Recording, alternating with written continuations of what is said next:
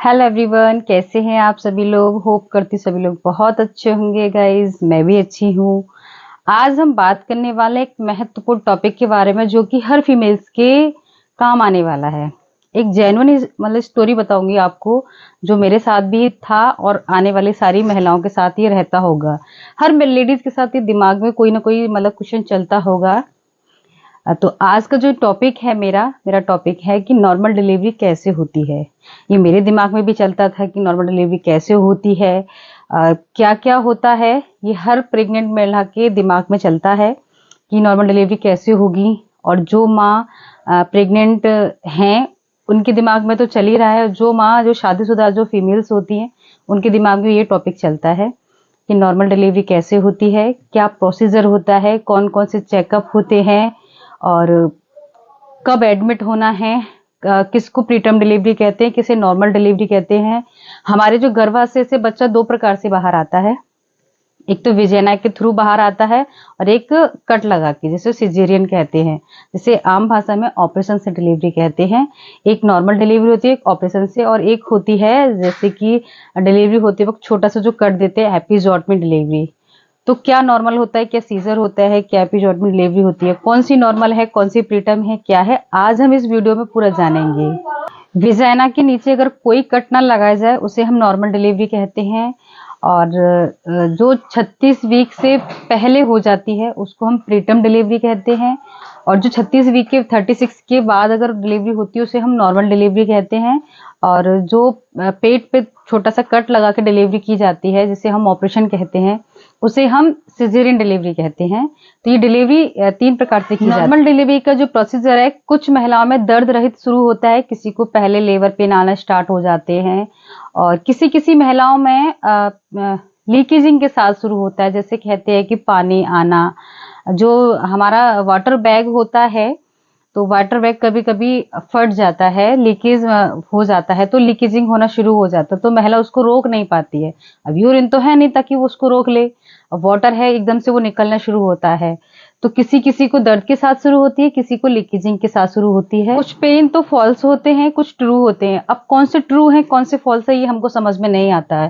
जो first baby होता है उसके बारे में तो हम बहुत ज्यादा कंफ्यूज होते हैं, हल्का सा पेन हुआ लगता है कि शायद इसी में डिलीवरी हो जाएगी, बट ऐसा नहीं है। फॉल्स पेन हमें 1-2 दिन पहले स्टार्ट हो जाते हैं और जो ट्रू पेन होते हैं वो आपको हर आधे घंटे पे पेन आएंगे, आपको दर्द होगा, उसके बाद नॉर्मल हो जाएगा, फिर आपको पेन होगा, फिर नॉर्मल, फिर आपको लगेगा कि 10-10 मिनट पे आना शुरू हो गया, फिर हर 5 मिनट पे आना स्टार्ट हो गया।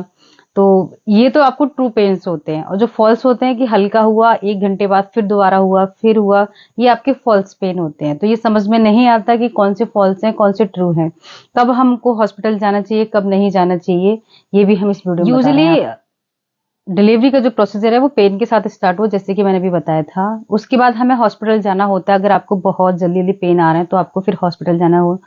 जब आप हॉस्पिटल में जाते हो तो सबसे पहले आपके वाइटल्स चेक होते हैं। वाइटल्स चेक में जैसे कि बीपी हो गया, पल्स हो गया, SpO2 हो गया, टेम्परेचर हो गया, ये सारे वाइटल्स हमको चेक करने होते हैं। आपका रिकॉर्ड चेक करना होता है, जैसे आप जो 9 महीने से आप ट्रीटमेंट ले रहे थे वो पूरा रिकॉर्ड आपका देखना होता है। और उसके बाद फिर आपको सारे रिकॉर्ड चेक करने के बाद आपको एडमिट करते हैं। एडमिट करते वक्त आपको एक लगाते हैं IV लाइन, जिससे कि एक इंजर्ड करते हैं, IV लाइन कहते हैं, इंट्राकेथ लगाते हैं आपको। वो इसलिए लगाते हैं कि प्रोसीजर स्टार्ट करते वक्त हमें अगर कोई मेडिसिन की जरूरत पड़ती है, जैसे कि पेन बढ़ाने के लिए या फिर किसी भी चीज के लिए जरूरत पड़ती है तो हम उसमें इंजेक्शन दे सकें, इसलिए IV लाइन स्टार्ट करनी होती है। फिर आपको एनीमा दिया जाता है। एनीमा देने के बाद फिर आपकी डॉक्टर्स हैं आपको नीचे के रास्ते चेक करेंगी विजाइना से। 2 फिंगर इंजर्ट करने के बाद चेक करेंगी कि आप लेबर में हैं या नहीं हैं। उससे ये जानना चाहता है वेजाइनल टेस्ट, जिसको हम PV कहते हैं, पर वेजाइनल टेस्ट।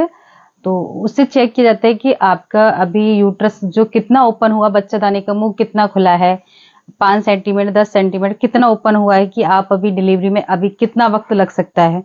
एक नॉर्मल डिलीवरी में 8 से 10 घंटे लग जाते हैं जो फर्स्ट बेबी होता है। आपकी डॉक्टर PV हर 2 घंटे में करती हैं कि आपका जो अब यूट्रस है, आपकी जो बच्चा दाने का मुंह कितना खुल रहा है, 2 सेंटीमीटर 3 सेंटीमीटर 4 सेंटीमीटर 10 सेंटीमीटर पे यूजुअली हम जिसको कहते हैं फुल में है कि बेबी अब आपका होने को तैयार है, डिलीवरी अब हो जाएगी कि नॉर्मल प्रोसेस चल रहा है।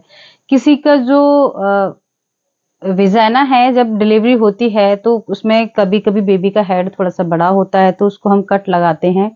उसे कट लगाने के बाद डिलीवरी करते हैं। बेबी का थोड़ा हेड आने में टाइम लगता है, बाकी उसके बाद उसका जब हेड आता तो उसमें पता चलता है, जैसे अल्ट्रासाउंड में भी दिखा देते हैं कि गले में कहीं नाल तो नहीं है।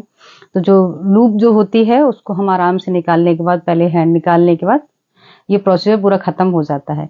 जब डिलीवरी हो जाती है, अगर कट दिया है तो उसके बाद प्लेसेंटा आता है। प्लेसेंटा को बेबी आउट होने के बाद आपका नाल जो होता है उसमें एक कॉर्ड लगाते हैं, एक स्पंज होल्डर लगाने के बाद उसे कट करके बेबी को अलग करके फिर प्लेसेंटा का प्रोसीजर रह जाता है।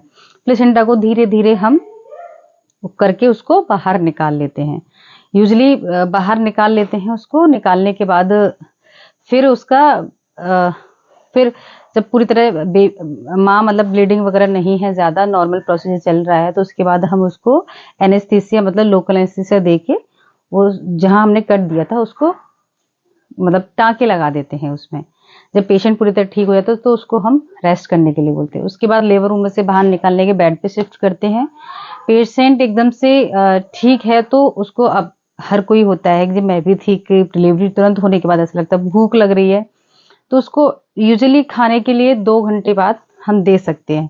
1 डेढ़ घंटे बाद बच्चे को भी माँ का दूध पिला देना चाहिए, काफ़ी फायदेमंद होता है।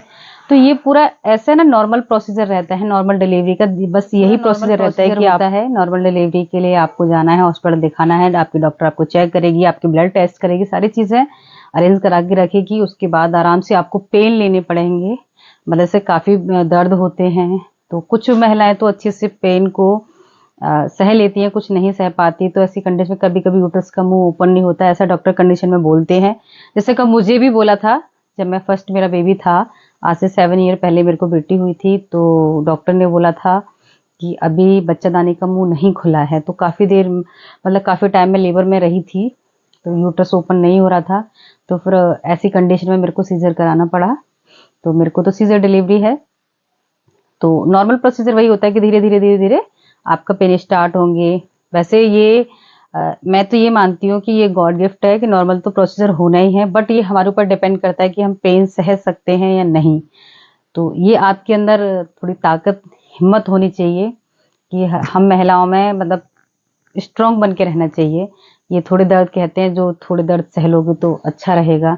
बट मैंने भी काफ़ी लेबर में रही थी, बट ऐसा नहीं था, तो मेरे को सीजर डिलीवरी हुई थी। और आजकल तो बहुत ज़्यादा नेटवर्किंग का ज़माना है, तो आप लोग यूट्यूब वगैरह से देख के काफ़ी मतलब सीख सकते हैं। बट हमारे टाइम पे तो ऐसा नहीं था, बट इतना नेट वगैरह नहीं चलता था। 2017 में मेरी को डिलीवरी हुई थी। तो ये पूरा प्रोसीजर जो वो नॉर्मल ये इस प्रकार से होता है, बहुत इजीली प्रोसीजर होता है और कोई घबराने की बात नहीं है, कोई टेंशन लेने की बात नहीं है। ये प्रोसीजर एकदम नॉर्मल होता है और हर फीमेल्स चाहती है, जो शादीशुदा फीमेल्स है वो हर फीमेल चाहती है कि मेरी नॉर्मल डिलीवरी हो और एकदम से अच्छे से हो, मैं और मेरा बच्चा दोनों स्वस्थ हों। तो आई होप मुझे लग रहा है कि आपको मेरी वीडियो देख के काफ़ी आपको टिप्स मिले होंगे, काफ़ी अच्छा लगा होगा। आपको डरने की ज़रूरत नहीं है, सिर्फ हिम्मत दिखाने की ज़रूरत है। तो बहुत बड़ा प्रोसीजर नहीं है, बस आपको नॉर्मली ही प्रोसीजर चलते रहना चाहिए। बस आप तो जिसको मेरी वीडियो अच्छी लगे प्लीज़ शेयर कीजिएगा, आपको काफ़ी नॉलेज भी मिली होगी मेरी वीडियो से। और जो मेरा एक्सपीरियंस है मैंने आपके साथ शेयर किया है। और काफ़ी लंबा प्रोसीजर नहीं, कोई डरने की बात नहीं है, सब हिम्मत दिखाइएगा और डिलीवरी आसानी से हो ही जाती है, डोंट वरी। तो जो मेरे चैनल पर नए हैं प्लीज़ सब्सक्राइब जरूर कर लीजिएगा, लाइक शेयर कमेंट करना मत भूलिएगा। और मुझे कमेंट करके आप और कुछ भी पूछ सकते हो, बट सबसे बेस्ट प्रोसीजर है नॉर्मल डिलीवरी।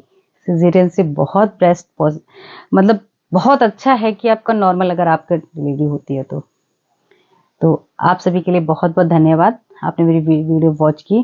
प्लीज़ शेयर कीजिएगा ताकि और आने वाली और फीमेल्स के लिए जो मैरिड हैं उनके लिए मेरी ये वीडियो काम आ सके, जिनके अंदर डर है, पता नहीं लेबर रूम में क्या होता है क्या नहीं होता, वो सब आपका निकल जाएगा। तो thank you for watching my video.